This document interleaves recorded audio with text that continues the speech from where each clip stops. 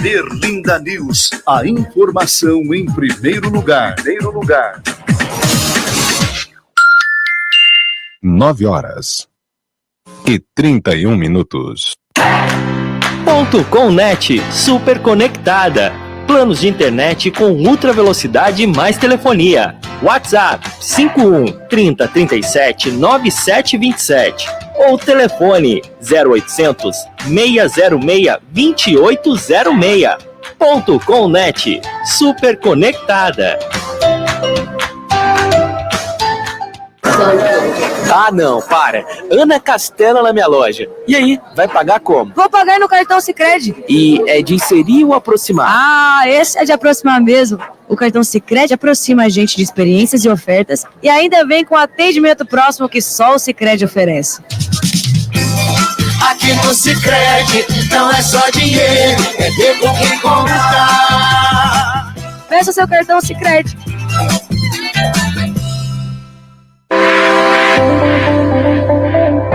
Conheça o novo plano assistencial Grupo Krause. Inclua quem você quiser, sem restrições de parentesco, até o seu pet. E tem mais: assistência residencial, rede de vantagens com descontos em mais de 25 mil estabelecimentos nacionais, sorteio semanal de até R$10 mil. E você ainda pode incluir outros serviços como cremação, cerimônias personalizadas e assistência auto. Fone 3036 9660. Conte com um novo plano assistencial Grupo Krause. Seus laços de vida unidos em um único plano.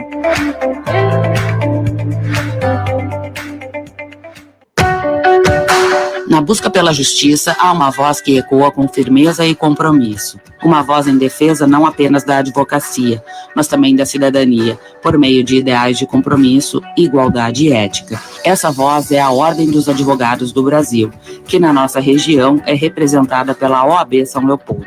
Representando a advocacia de São Leopoldo e Portão, a entidade oferece uma sede nova, moderna e funcional, com salas de atendimento, auditório e todos os recursos para os profissionais da classe e atividades para sua formação contínua, além de atender a comunidade e trabalhar sempre em defesa do Estado Democrático de Direito.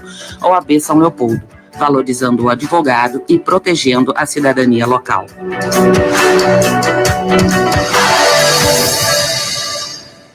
Estamos enfrentando a maior crise climática da nossa história. Com muito acolhimento e cuidado, fomos a primeira cidade a secar as áreas alagadas. Atuamos com uma grande força-tarefa de limpeza, com mais de 300 máquinas e 1.000 trabalhadores nas diversas regiões. Estamos garantindo acesso dos recursos às famílias atingidas e com o Supera São Léo e outras ações, vamos apoiar os empreendedores e juntos reconstruir nossa cidade. Prefeitura e você, juntos. Par Consultoria e Assessoria. Recuperação de créditos tributários federais e estaduais. Rua 1º de Março, 330, Centro São Leopoldo. 3589-4881. 9h34. A credibilidade da notícia. Credibilidade da notícia. Berlinda News. Com Sônia Bettinelli e Juliano Palinha.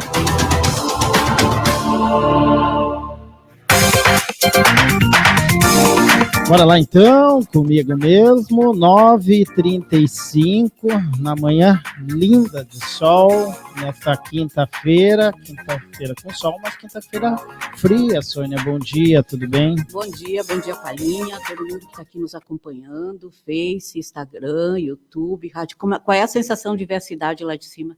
É legal, né? Eu não gosto muito de altura, né, Sônia? Mas fui lá porque eu acho legal, né? Eu fiquei toda feliz, eu disse, meu Deus, a gente mudou o estúdio lá para cobertura. Ainda não, né, Palinha? Ainda não, mas tá nos planos. Tá nos planos, isso aí.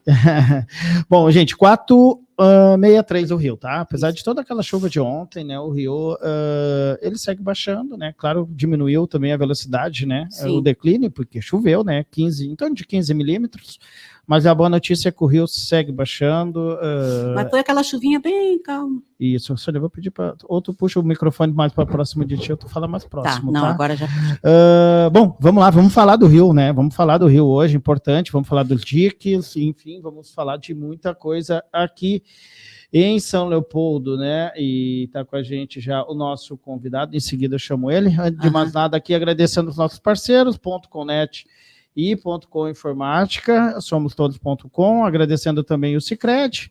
Abra sua conta no Sicredi, a Par Consultoria e Assessoria, Sesc São Leopoldo, a Universidade Fevale de Novo Hamburgo, Rede Rissul Macromix, com a gente também o Grupo Krause, Percom Contabilidade, Ceprol, Sindicato, OAB São Leopoldo e Tecnocinos, 25 anos. Bom, quero agradecer o professor doutor em Recursos Hídricos e Saneamento Ambiental do Instituto de Pesquisa Hidráulicas da nossa URGS, né? URGS, o IPH da URGS. Isso, né? Professor Fernando Dornelles, seja bem-vindo aqui na Berlinda. Bom dia para o senhor. Olá, bom dia ouvintes. Bom dia, professor. É Sônia falando, eu e o Juliano Palinha. Muito obrigado por ter atendido o nosso convite, porque eu sei que o senhor, todos os professores, os doutores estão sempre com muita coisa para fazer, principalmente agora, né, com essa catástrofe, e o senhor atuando nessa área. Mas muito obrigado mesmo por atender o nosso convite para falar a respeito do nosso, não é nem do nosso rio, né, do que pode ser feito, professor, porque o que a gente ouve aqui na cidade, de todas nós aqui como veículo de comunicação, tem que tratar o rio, tem que fazer dique, tem que fazer isso, tudo bem, é o que as pessoas querem, algo para se sentir mais seguras, mas nós queremos tudo, inclusive a gente gostaria que o rio nos obedecesse, né, agora vai para lá, mas não é assim, tem que ter estudo e pesquisa, né, professor? Isso, a gente tem os fenômenos naturais que a gente tem, né, as cheias são fenômenos naturais, ele passa a ser um desastre quando a gente tem algum prejuízo para a sociedade ou para o meio ambiente. Então, por isso que a gente tem todo o programa de defesa civil e de desastres, né, trabalha com isso na classificação, mensuração desses riscos, né, outros conceitos como suscetibilidade, vulnerabilidade, tudo entra nesse pacote aí, né, de medidas do estudo em relação aos desastres, né? Então, no momento que a gente ocupa uma área, uma região, né, daí eu não estou nem falando só de inundação agora, a gente pode falar de qualquer outro tipo de desastre natural, né? No momento que a gente se expõe a esse desastre, que a gente chama de ocupar ou estar em um local suscetível à ocorrência de um fenômeno natural desses, a gente pode ser acometido por um desastre, né? É o que a gente tem na situação de ocupar uma planície de inundação, que a planície de inundação, né, as várzeas de um rio, quando a gente olha para o lado de um rio, toda aquela parte plana que a gente tem do rio foi o próprio rio que moldou em sua vida, né? Os rios, quantos anos tem os nossos rios aqui, né? Milhares de anos a formação deles. Então, eles já tiveram várias posições dentro dessa planície. E quando a gente olha as imagens de satélite que a gente teve da cheia agora, né, de maio, e olha a região de São Leopoldo, Novo Hamburgo, Canoas, Esteio, a gente vê muito bem delimitada onde que é o local do rio, né? A gente vê toda aquela inundação e como os diques não suportaram, né, houve falhas nos diques, a gente vê nitidamente por aonde inundou é onde é o curso, né, é a planície natural do rio. Então, é esse conflito que a gente tem, a gente está se expondo, a gente está ocupando uma área suscetível. A decisão foi tomada há muito tempo atrás, né, de ocupar essas planícies, e a gente tem a engenharia e tem algumas alternativas para se proteger.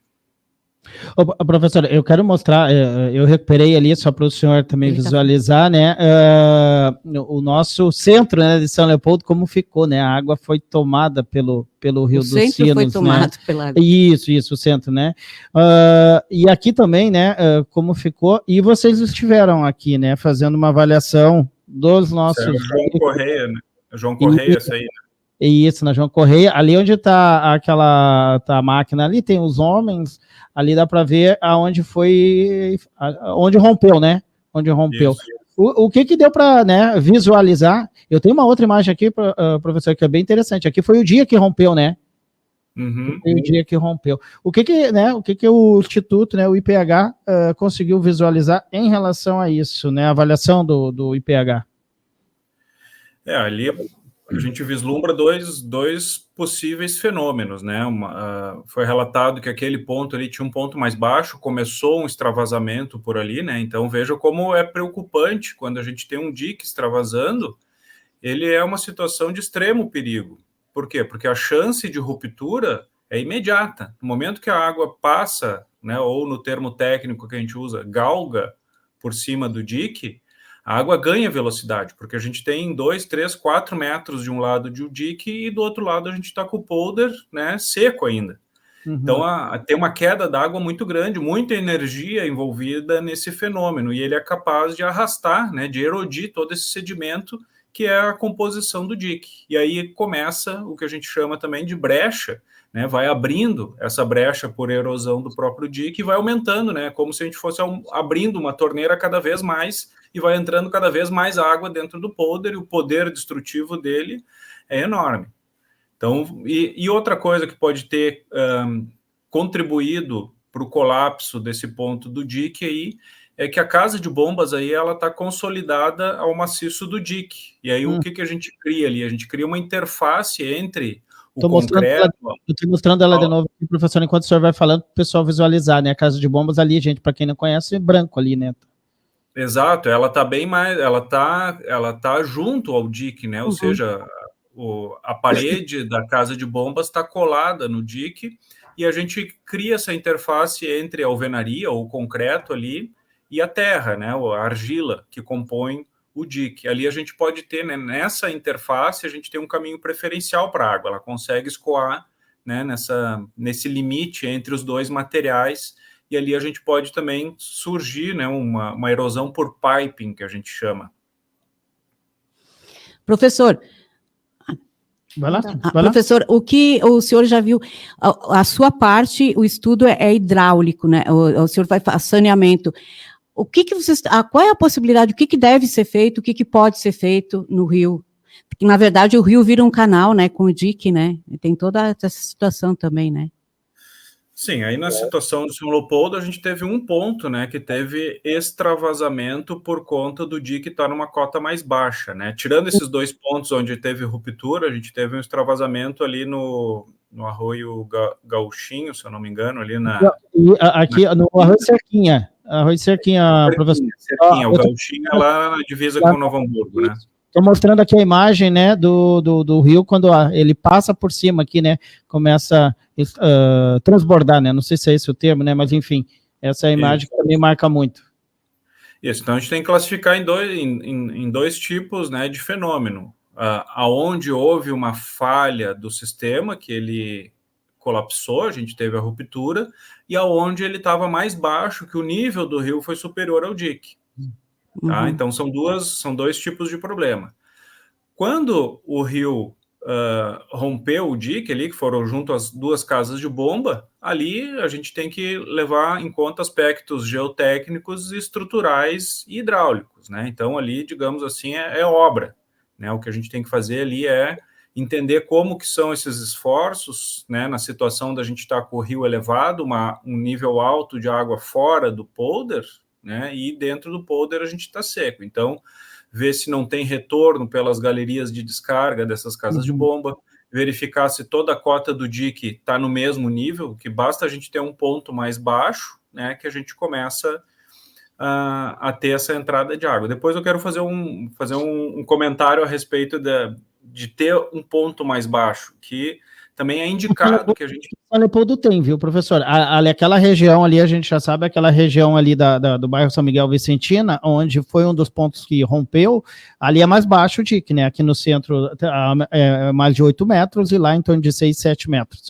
Mas vamos lá, o senhor pode colocar ali a situação, então, se o senhor quiser, à vontade. Exatamente isso. Então, onde o dique está mais baixo, ali é elevar o dique. Onde ele rompeu, aí é uma obra, digamos, estruturante, né, da gente recompor o dique e pensar nas possíveis, né, no que de fato causou o colapso dele ali, e a gente reforçar essa estrutura para que resista no próximo evento.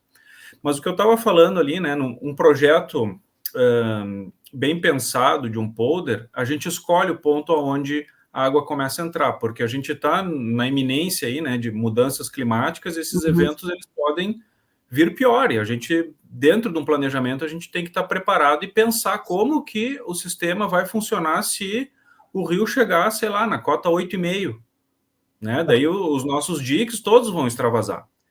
E o que a gente não pode deixar acontecer, né, numa situação gravíssima dessa, que a gente tem que levar em conta, então acho que esses eventos vieram aí, né, para justamente nos lembrar que a gente tem que se preparar sempre para o pior, né? O pior pode acontecer. E num dique bem planejado, a gente escolhe o ponto onde ele começa a inundar o polder. Ou seja, a gente vai criar um ponto mais baixo, digamos que o nosso dique todo a gente vai projetar ele na cota 8 metros. A gente vai ter algum trecho que a gente vai deixar ele com 7,5, né? A gente dimensiona isso, a gente vai dizer quanto que ele vai ficar mais baixo, e ali a gente vai proteger com concreto a água, a gente vai criar um vertedor, que a gente chama, e a água do rio vai verter para dentro da cidade. Mas a gente vai fazer esse vertimento controlado. Ou seja, a gente vai estar monitorando, né? A gente sabe o ponto aonde ele começar a extravasar, a gente tem conhecimento, a gente tem controle onde ele vai acontecer e a gente consegue se preparar muito mais. A gente começa a evacuar a partir, né, de quem está mais próximo desse ponto onde inunda, né? Porque na situação da gente deixar inundar o dique num local que a gente não conhece, é muito pior. Sim. Meu Deus. Né? Professor, deixa eu ver se eu entendi uma coisa bem de leiga. Prepara estrutura todo o dique, tá? Aí vamos escolher, por exemplo, aqui no meio vai ficar em 7 e pouco. Quando começar a extravasar, então a gente já sabe, então começa a evacuar, olha, já tá, é mais ou menos assim, tu tem que saber realmente quando está começando. Exato, essa informação a gente sabe, começou a extravasar, e a gente vai ter um extravasamento, né, ou seja, uma inundação do polder protegido mais gradual, não vai ser uma coisa por ruptura, porque ele vai começar a verter e a gente consegue calcular, a gente sabe quanto que o rio está subindo, a gente consegue estimar qual é a vazão que vai entrando e a gente consegue ter uma ideia da velocidade, né, do tempo que vai levar para inundar todo o dique que está protegido. Então a gente ganha tempo com isso, né, porque a estrutura não vai colapsar, não vai ter uma ruptura entrar direto, e mesmo, né, quando, digamos que o rio, eu falei, né, o sistema na cota 8, a gente vai ter um trecho que a gente vai fazer um vertedor meio metro mais baixo para começar a verter por ali, e quando começar a verter por cima de tudo, né, que eu falei, o rio vai chegar a 8,5, né, o dique está no 8, então o rio vai chegar numa cota mais alta. Quando ele começar a verter, o que ele vai encontrar? Ele já vai encontrar o polder interno já com um determinado nível de inundação, então a gente vai criar um desnível menor, né? O grande problema é quando a gente está com o nível... Uma escadinha, imaginando. O rio está muito alto lá fora e a gente está com o polder seco ainda. Aí a gente tem muita energia nesse escoamento. Então, a ideia é a gente, quando ele começar a verter por todos os pontos, né, ele já encontrar o polder já inundado e provavelmente as pessoas, né, a maior parte já evacuou. Professor... Completa, professor. É uma ideia meio contrassenso, assim, né? A gente, se o dique todo está na cota 8 metros, a gente deixa um ponto de propósito mais baixo para inundar, né? É uma coisa que a gente tem que pensar e fazer essa explicação de que é menos pior a gente ter uma inundação, né? Mesmo num nível mais baixo, né? De qualquer forma, a gente vai ter que pensar em alguma... Eu vou fazer tudo no 8,5, então, e ter um ponto no 8, né? Daí a gente vai aumentando o grau de proteção, mas em algum momento a gente tem que criar esse ponto mais baixo. É o que a gente não vê nos projetos originais dos diques aqui da região metropolitana, não tinha esse problema. Por isso que a gente teve os extravasamentos aconteceram aleatoriamente. Isso daí prejudica muito mais a nossa ação de enfrentamento à emergência. Ô, professor, eu ia entrar nesse ponto aí que eu acho importante. Primeiro, depois, eu tô com várias aqui, porque tem uma situação lá do Vale do Taquari que é diferente, Roca Salas, porque o rio está em cima e a cidade está lá embaixo, né? Não é o nosso caso. Mas, assim, se fala muito, né? Se comenta muito aqui, Porto Alegre, Canoas, enfim, mas eu quero pegar São Leopoldo. Teria como prever isso? Teria como, ao longo dos anos, né? Porque a gente está falando da última vez que a gente teve um enfrentamento, digamos assim, foi em 2013 aqui em São Leopoldo. Só que o rio ele não chegou a extravasar. A extravasar, ele não chegou. Mas ele perdemos todas as réguas e ela ficou ali em torno de 7 metros e pouco. Teria como prever, assim, se preparar para isso e tal, porque muito se fala isso, né? Mas não, por que não arrumaram? Por que não fizeram? A gente sabe que o clima mudou também. Teria como prever isso? A gente calcula a chance disso acontecer, né? Previsão é quando a gente fala previsão do tempo. A gente olha as condições atuais e a gente diz, vai chover tanto e a gente faz uma previsão para o nível, né? Então, quando a gente fala em alguma chance disso aí acontecer no futuro, a gente fala de predição, né? Ou seja, calcula a chance desse fenômeno acontecer. É o que a gente faz. Os estudos de hidrologia, justamente, o objetivo deles é a gente olhar o que aconteceu e agora ainda levar em conta, né, não estacionariedades, que a gente diz, né? As estatísticas não estão estacionadas, elas não estão mais paradas, elas estão mudando, né? Então, a gente está tendo quando a gente fala de mudança climática, a gente não fala de um evento isolado. A gente tem que olhar a estatística, a gente tem que pegar os últimos 10, os últimos 20, os últimos 30 anos e comparar com períodos anteriores ainda e a gente vê se a estatística desses fenômenos mudou. Porque senão a gente não explica. Tem vários locais no mundo que ainda a cheia histórica ainda não foi quebrada ainda, né? O recorde da cheia histórica não foi quebrado. Exemplo disso, Paris. A maior cheia em Paris foi em 1910. E ainda não foi quebrado isso daí. E aí a gente vai dizer que lá não tem mudança climática? Tem, né? E a gente tem que analisar, então, a estatística. A gente tem que ver que as inundações, apesar de não acontecer a inundação a maior do período de monitoramento, a gente está vendo inundações mais frequentes do que o padrão, né? Por isso que a gente tem que analisar a estatística. Então, né, respondendo objetivamente o que tu perguntou, se a gente teria como estimar isso, é exatamente dessa forma. A gente olha a série histórica, o monitoramento dos níveis dos rios, a gente aprende com o passado, né, digamos assim, a gente é um machine learning, né, uma inteligência artificial aí que a gente olha os dados e a gente consegue estimar, né, extrapolar cenários para o futuro. Isso aí fica aquela situação, né, Sônia e professor Fernando, que, assim, até então, nós tínhamos referência a 41, né, aqui em São Leopoldo. Aí se fosse aumentar o dique, fazer 10 metros o dique por uma coisa que ocorreu lá em 41, hoje a gente tem um ponto de referência diferente, né, professor? É mais ou menos por aí. E a Béia também está colocando, e a Béia foi uma das pessoas muito afetadas aqui em São Leopoldo, ela mora lá no bairro Vicentina, e ela até colocou, né, então, pelo que eu entendi, não tem melhor, né, temos menos pior. Eu acho que ela está se referindo àquela situação de montar, né, de construir o dique e deixar uma parte um pouco mais baixa, né? Isso, é o menos pior, né? O que a gente vai fazer, né? O que a gente tem que pensar agora para o futuro? Como as estatísticas estão mudando, a gente pode pensar se os nossos sistemas eles estão cobrindo o risco que a gente aceita, né? A gente vai lá calcular, ó, tem a chance de falha de 1%, né? A cada ano que passa, né? Começou o ano, a gente calcula a estatística e diz, ó, tem 1% de chance de determinada cota, né? Ou do sistema ser superado. A gente aceita 1% de chance, é muito, é pouco, então é um debate, né? Uma premissa técnica aí para o dimensionamento das estruturas. Daí a gente diz, não, eu aceito, né, a metade disso, eu aceito 0,5%. Então a gente volta, faz a conta ao contrário e chega, ó, então, para a gente ter uma proteção de 0,5%, que seria 200 anos de período de recorrência, a gente precisa que a cota do sistema fique em determinado nível, 8 metros, 8,5 metros, 9 metros, enfim. E daí a gente vai comparar com os custos disso, né? Então, toda a parte da engenharia, ele vai calcular, né, qual é o benefício da gente aumentar um DIC, é proteger mais e a gente ter menos prejuízos. Então, por isso que é importante a gente computar os prejuízos, né, para a gente fazer a avaliação econômica, né? Falando em avaliação econômica, a primeira dissertação defendida no IPH em 1970 foi justamente a respeito da viabilidade econômica do sistema de proteção de São Leopoldo. Está lá na biblioteca do IPH, a primeira dissertação defendida na pós-graduação do IPH. Nossa.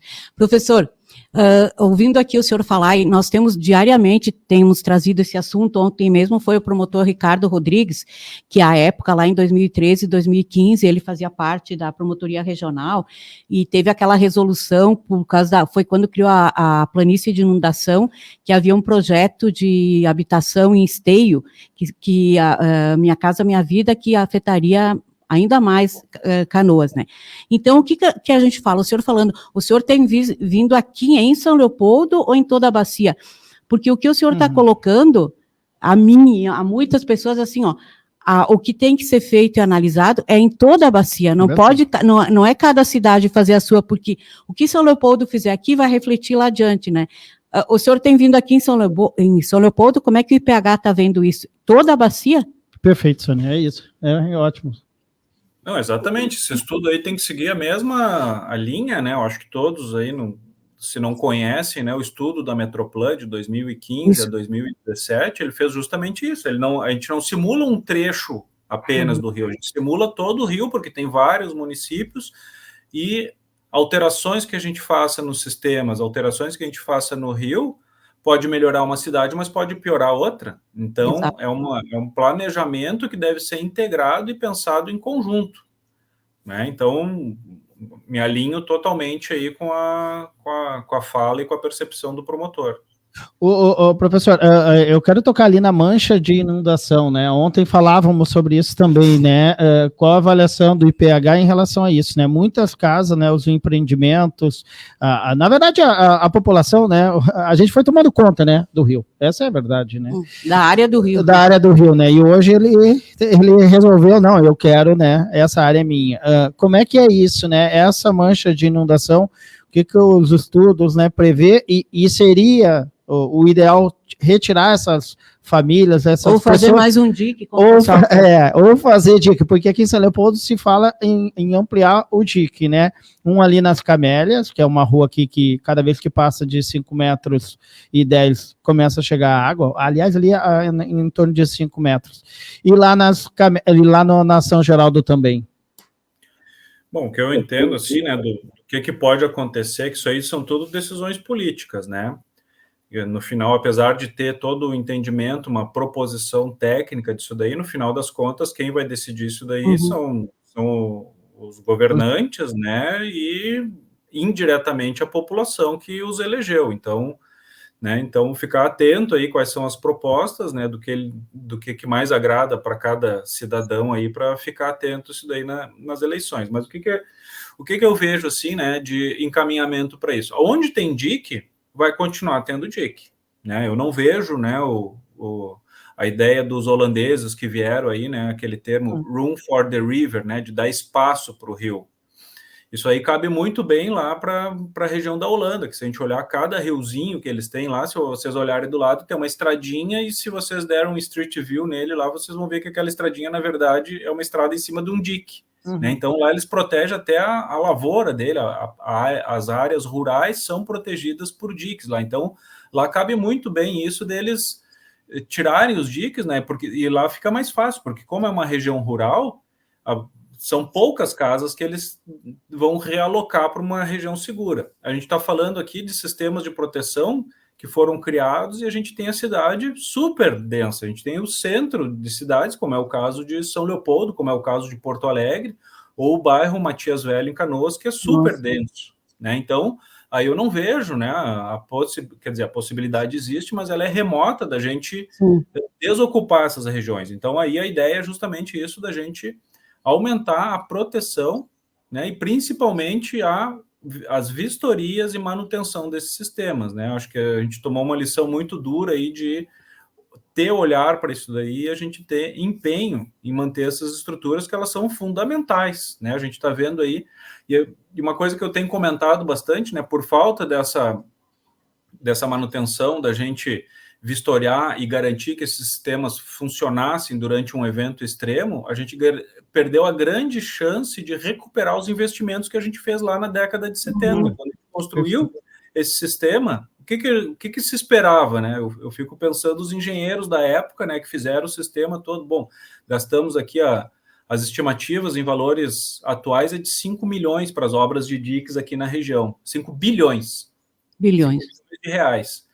Né? Então, é um dinheiro, é um investimento de vulto, né? E se espera que esse investimento retorne. E como é que esse investimento retorna? A cada cheia que acontece que a gente não tem prejuízo.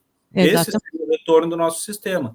E por isso que a gente perdeu a grande chance da gente recuperar, talvez por completo, os investimentos que o sistema já protegeu de várias cheias anteriores, né? 2013, como o sistema funcionou, né, professor? Funcionou. Dessa vez que ele foi maior, né? E ele foi no limite do nosso, né? Entrou dentro do que a gente chama da borda livre, né, que a gente dimensiona a água. No nosso projeto a gente diz que a água vai chegar até aqui, a gente bota uma margem de segurança, que é uma borda livre, que a gente chama, que é para englobar aí incertezas, ondas, enfim, e a gente teve os níveis chegando nessas cotas aí.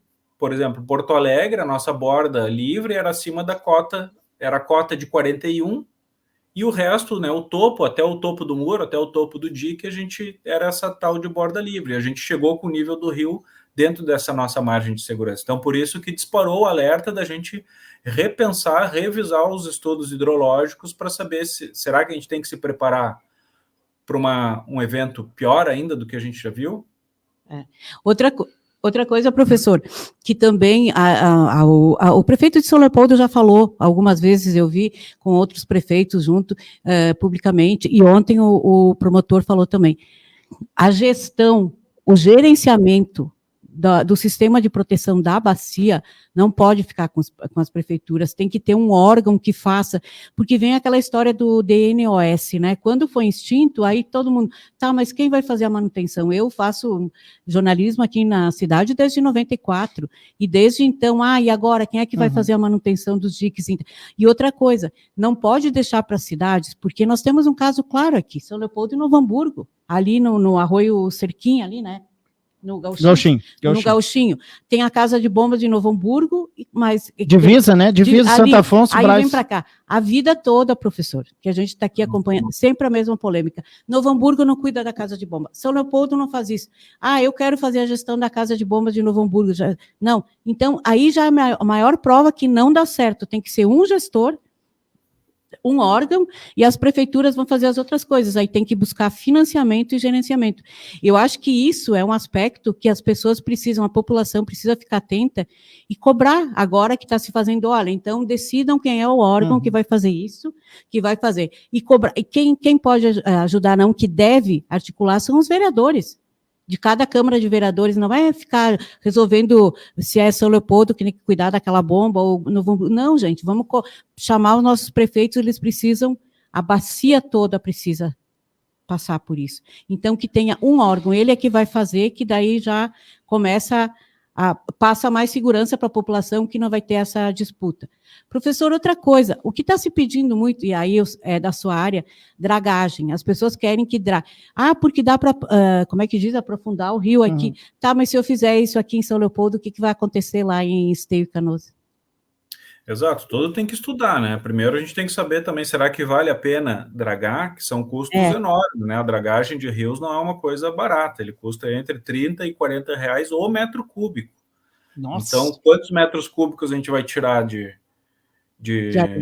sedimento do leito do rio, né? E aí tudo a gente tem que botar na balança, eu vou gastar X reais e eu vou conseguir baixar em tantos centímetros o nível do rio. Aí a gente, com base nessas informações, a gente pode tomar decisão. Então, de antemão, assim, a gente não tem como dizer se o desassoreamento é eficaz ou não, né? Se a gente vai ter uma redução de nível, às vezes não vale a pena, às vezes, para vocês terem ideia, o custo do desassoreamento apenas da hidrovia aqui no Guaíba custou 100 milhões de reais ano passado, né? Então estava dragado já, a gente teve o evento mesmo com o canal, mas veja que foi uma dragagem, né? Custou 100 milhões, mas simplesmente para manter o calado, né? A profundidade do canal de navegação com fins de transporte. Se a gente fosse fazer uma dragagem para ampliar a capacidade de escoamento do Guaíba, seria uma dragagem muito mais extensa, né? Teria que abrir uma largura muito maior, maiores profundidades. Consequentemente, aí os nossos custos seriam $500 milhão, sei lá, ou mais, até chegando no bilhão, dependendo do que o estudo aponta, né? Não vale a pena baixar só 1 metro, a gente vai ter que baixar 3 metros do leito. Nossa. Né? E daí os custos vão aumentando. E outra coisa que a gente tem que pensar também é que quando a gente fala de uma bacia média e grande, como é o caso do Rio dos Sinos, como é o caso do Guaíba, principalmente, né? Os rios, eles sempre são bacias que, se a gente olhar para toda a área de contribuição, aonde a chuva cai e enche os rios e as águas vêm para cá, a gente tem que olhar qual é o uso do solo que a gente tem nessa bacia. Predominantemente, ele é natural ou rural. A parte de cidades é muito pequena.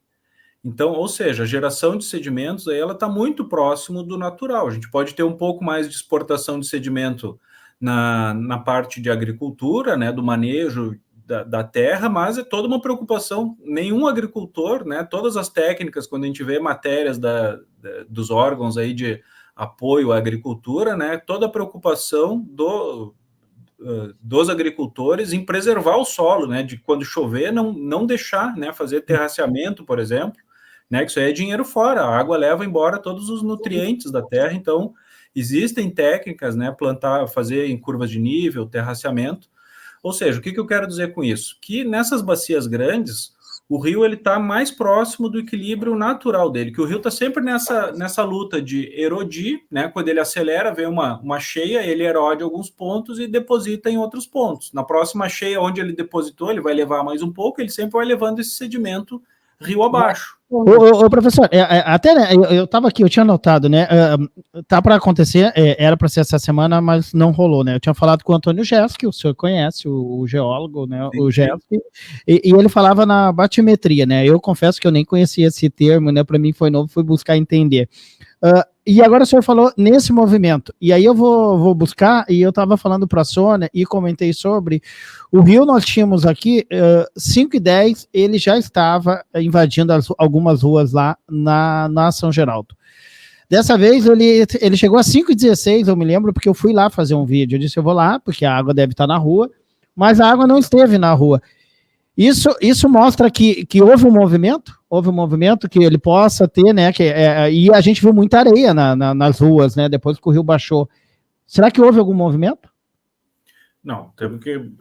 Uma coisa que não faz sentido é isso. Se a cidade inunda com uma determinada cota, isso daí, o assoreamento do rio não vai mudar, porque é a cota do rio e é a água que vai inundar a superfície da terra. Né? Agora, o que eu tenho que entender é aonde foi medido, né, e aonde a gente está analisando, porque a gente tem que ver a linha d'água, né, porque o rio ele sempre tem uma declividade. Se a gente medir abaixo da ponte aí, né, se a gente medir o nível do rio lá na João Correia, é diferente da gente medir o nível do Rio dos Sinos aí perto da ponte, né, ou mais para montante ali, para a saída do Luiz Hall, por exemplo, né, do arroio Luiz Hall, que vem ali por Novo Hamburgo, né, a gente já vai estar com o rio numa cota mais alta. E aí sim, o assoreamento pode mudar essa declividade da linha d'água. Então a gente vai ver a régua lá, digamos que a gente tivesse uma régua lá no João Correia, né, com com o leito assoreado ali, ele vai mudar essa declividade da linha d'água e pode ser que com uma cota mais baixa, né? Então, por isso que a gente tem que entender aonde está a régua e aonde a gente está analisando.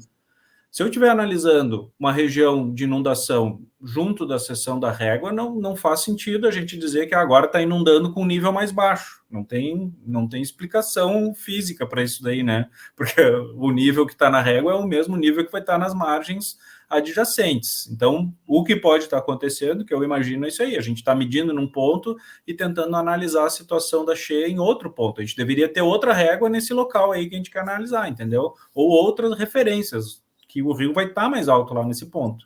O professor, esteve aqui essa semana e a gente tem debatido muito sobre esse assunto, sobre o rio, né? E teve aqui o secretário de Cultura, a gente estava falando de outra pauta, obviamente, falando de cultura, né? E ele falava assim, falou para nós, né, Sônia? Eu não estou preocupado mais com a cheia, eu estou preocupado com a seca.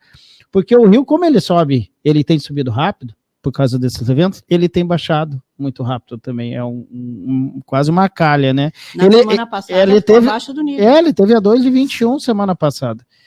Como é que é esse olhar, né? Como é que o IPH analisa isso também, né? Porque não adianta tu se preocupar só com a cheia. Tu vai ter que se preocupar com o contrário, né? O oposto, que é a nossa seca, que a gente tem muita dificuldade, né, em relação a isso. Como é que é esse olhar, né? Reservar água, a gente não consegue reservar água, né? Até eles falavam aqui uma barragem, né? Fazer uma barragem ali em Canoas para segurar a água. Como é que é esse olhar, né? Essa avaliação do IPH em relação a isso? Barragens, justamente, elas servem para disponibilidade hídrica, elas são recomendáveis, né? E a gente tem várias barragens, né? Um açude que a gente tem numa propriedade rural é justamente nesse intuito aí da gente armazenar água para poder utilizar nos períodos, né, de estiagem que a gente chama. Mas as secas também são fenômenos, né, naturais aí que a gente vê. A tendência, a indicação aqui é a gente ter menos secas, né? A gente ter mais disponibilidade hídrica, é o que aponta os modelos climáticos de previsão aí de mudança climática, mas não descarta que a gente tenha secas também, como a gente já teve. A gente teve uma grande seca aqui na década de 40 ainda, né? Isso aí impacta até as séries históricas, né? Às vezes, quando a gente vai fazer uma análise de disponibilidade hídrica, a gente acaba descartando a década de 40, e foi muito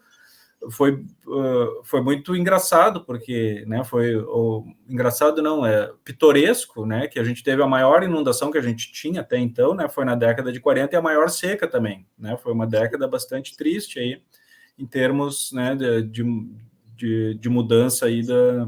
Isso é um indicativo? Isso é um indicativo? Não, pode acontecer, são fenômenos aleatórios, é que nem a gente jogar o dado 5 vezes e sair 5 vezes o mesmo número, né?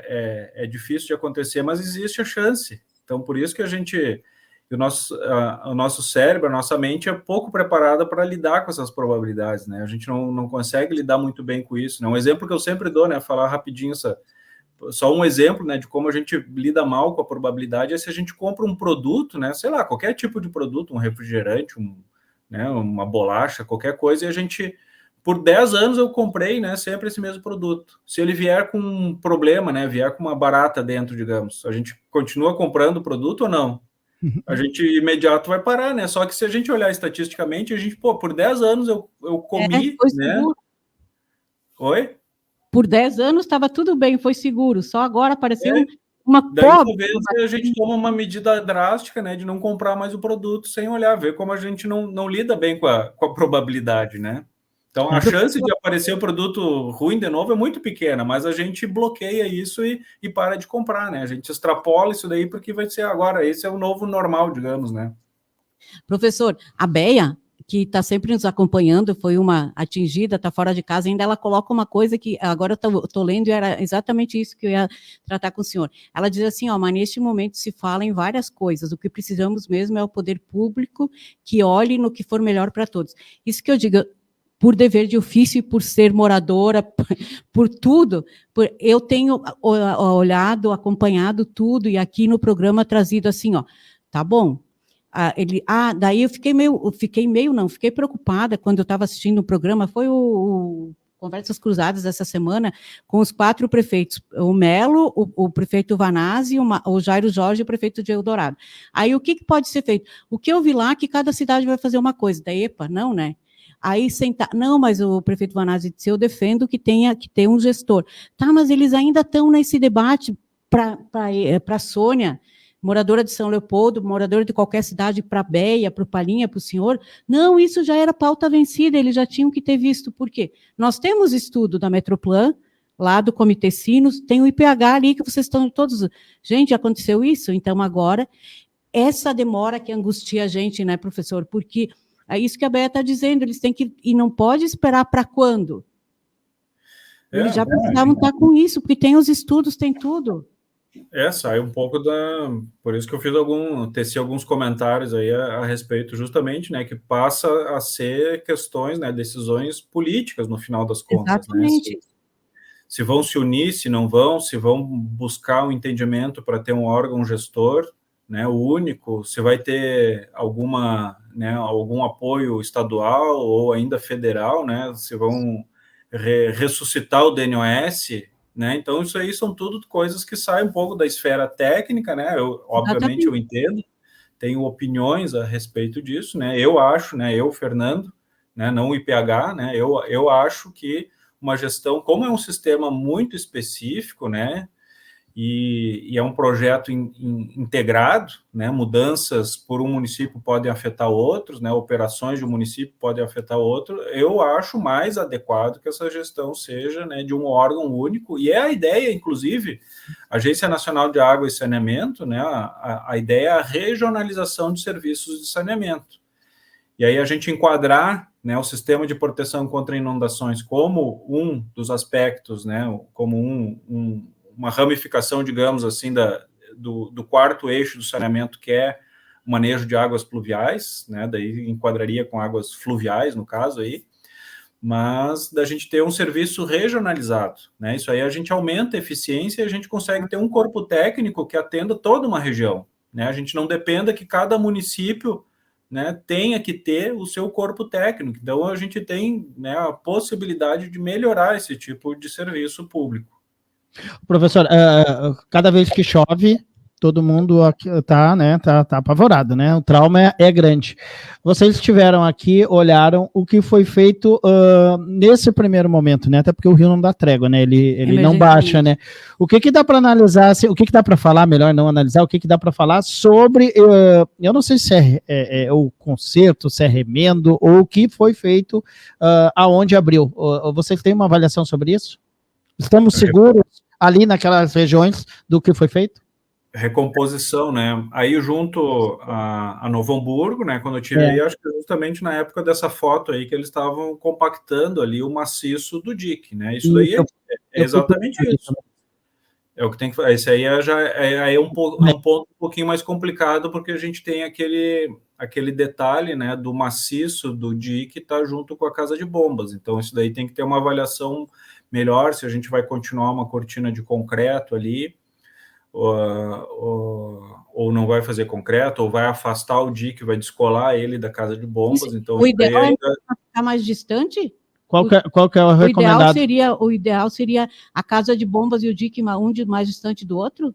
Isso, que daí a gente evitaria aquele problema que eu contei, né, da interface entre a terra e o concreto, a alvenaria ali, que pode ter sido um caminho preferencial para ter dado início ao rompimento do dique, né? Se a gente fizer ele um pouquinho mais afastado, tendo a mesma conformação que a gente tem lá do Arroio Gauchinho, né, que o dique fica afastado da casa de bombas, né? Então, isso aí são aspectos aí que o corpo técnico aí tá pensando, mas emergencialmente tem que ser recuperado, né, reconformado isso daí, porque a gente recém entrou no inverno, né, e a gente ainda tem todo um período tradicionalmente chuvoso, né, o nosso mês mais...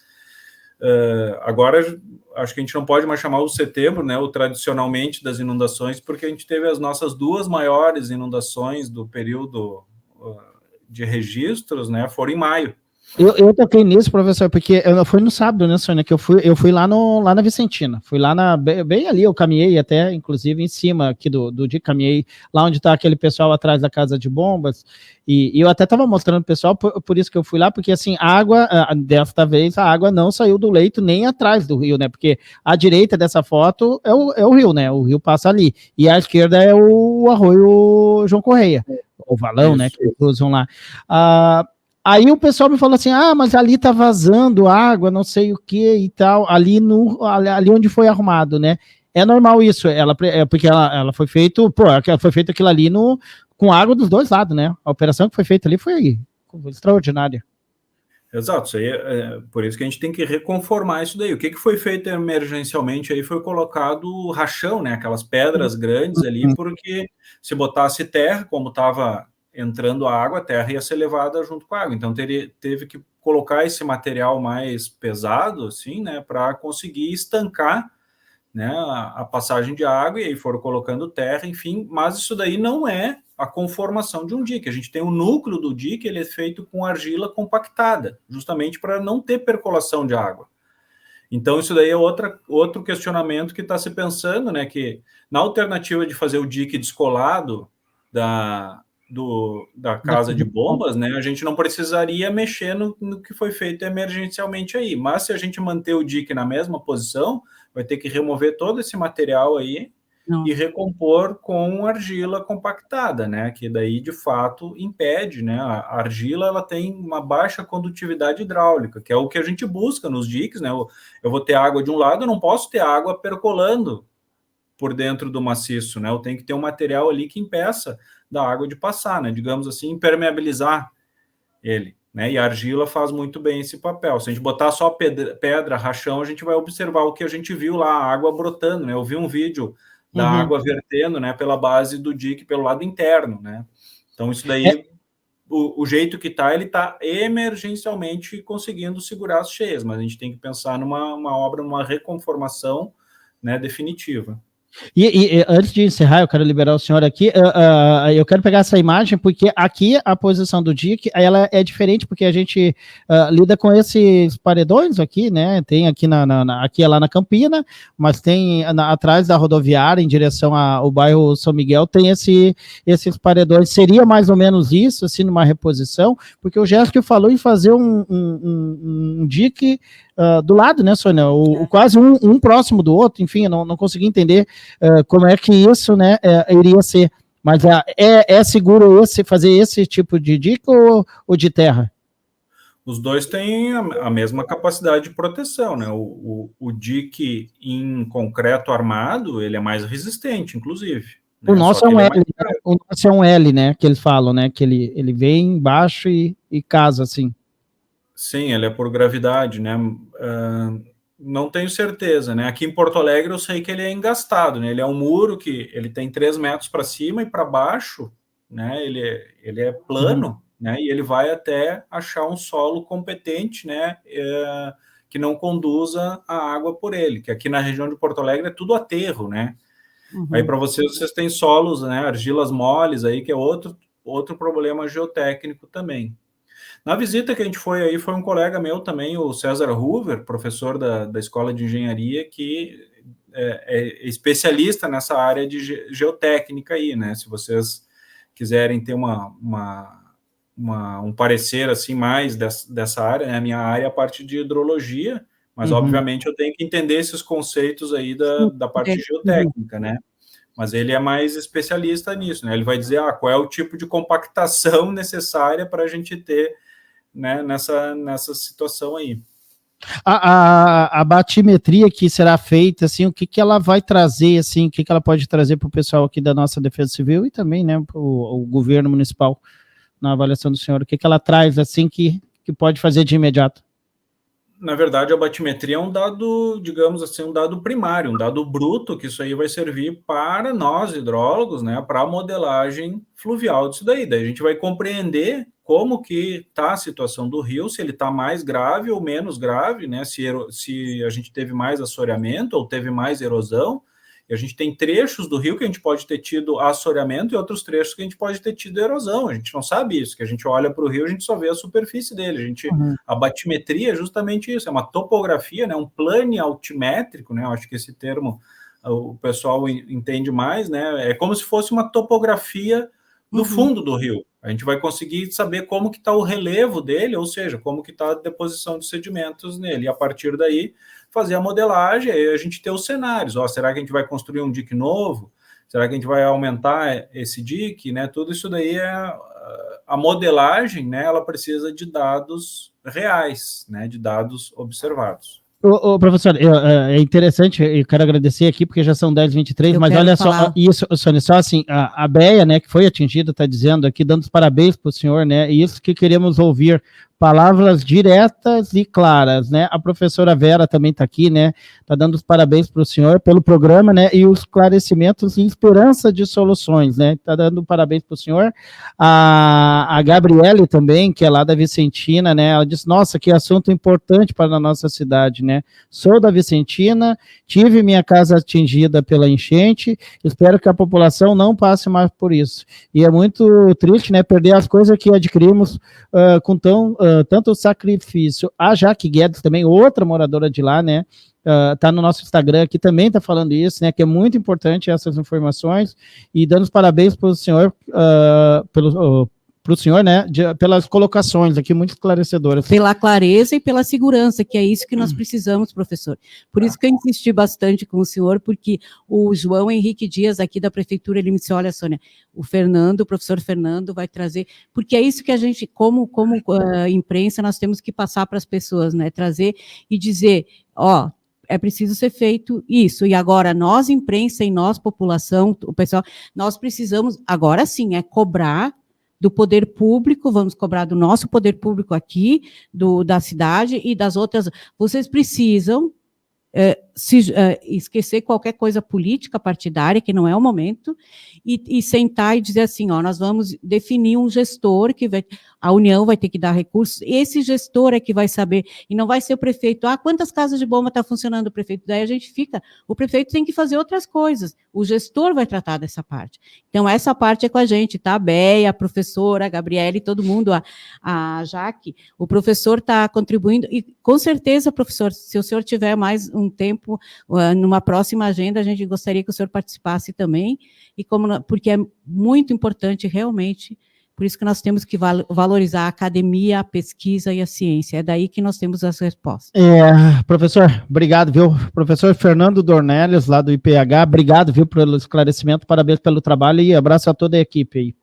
Então tá, isso aí é a nossa área de estudo, a gente não está fazendo o mínimo, que a nossa obrigação aí é da gente expor isso daí, né? Semestralmente eu dou uma disciplina que eu falo, né, do sistema de proteção, todo semestre tem uma aula que eu falo, né, de como que é o sistema de proteção, e para mim isso aqui é como se eu estivesse falando para os meus alunos, assim, né, mostrando o conhecimento e dando essa, né, falando do que são as técnicas de engenharia nessa área. Professor, só agora uma curiosidade, né? Algum vereador, seja de qual cidade, procurou o senhor ou alguém do Instituto do IPH para tentar entender o que aconteceu? Sim, teve um de Canoas me procurou. Um apenas. Um apenas. Tá bom, obrigado, professor. Poderia ser pior ainda, poderia não ter sido. Mas eu tenho que ir mais, né? Nós temos que ir mais. Nós vivemos uma fase, um período de desinformação, e a gente vê o que é a informação é tudo, a informação segura. Parabéns pelo seu trabalho, e realmente o senhor está fazendo, o senhor diz nada mais que a obrigação, e nós também aqui nada mais. Foi uma aula para nós, né? Foi uma aula. Com certeza. Obrigado, professor. Quer falar? Vai lá, professor, vai lá. Só um comentário, né, que eu falei, isso aí é a estatística só do que chegou até mim, porque a gente tem um grupo de professores, a gente tem um grupo chamado Cheias RS, né, onde a gente se conversa bastante ali, e a gente tenta atender, né, quando um não pode atender uma imprensa ou algum político, no caso, né, do que a gente está falando, outro colega pode ter atendido mais vereadores, né, então eu estou falando só, no meu caso, só falei com um, né, então outros colegas meus podem ter atendido mais mais vereadores, assim, então, para não... Vou deixar claro. Não é tudo, mas a pergunta foi para o senhor. Obrigado, professor. Obrigado, parabéns, viu? E o espaço está sempre aberto. Quando o senhor quiser, o espaço está sempre aberto aqui. Muito obrigado, um bom dia. Obrigado, professor. Abraço. Tá aí, Sônia.